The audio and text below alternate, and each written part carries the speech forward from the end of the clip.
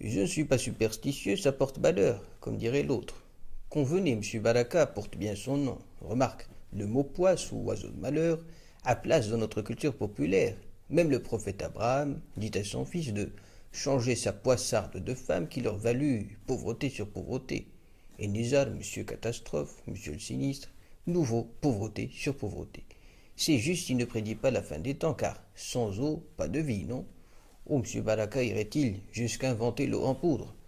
À défaut, il fait pleuvoir des coupures en horizon par les autorités locales, le service minimum. Son chef prédit le présent et nous dit que le Maroc entame sa 5e année de sécheresse.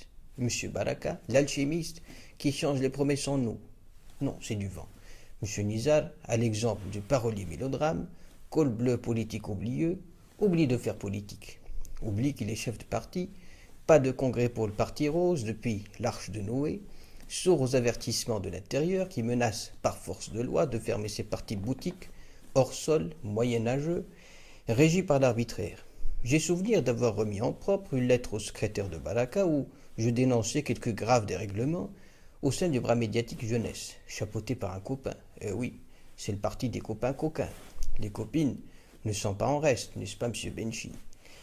À la vue de secrétaire sous vieux chapeau turc, je me dis, à part moi, faut-il dire à ce vieux monsieur que le Maroc n'est plus sous protectorat, que je ne suis pas bon traître. Mais si Baraka est sourd au sien, son aide de camp doit l'être bien. Baraka, après avoir leurré son électorat, chanté et dansé le devoir de plafonner prix de carburant, méfaits de conflit d'intérêts, voix électeurs troqués contre miettes, se fit votes utiles sous-main, tel un parapheur, le vice administratif en s'en refait pas. Pauvre électeur typiste irlandien veut faire barrage au tentaculaire N, prête sa voix en bon samaritain Baraka qui en fit le transfert à Maître Arnouche. Le tout Maître Arnouche qui le fit en récompense, petit élève studieux.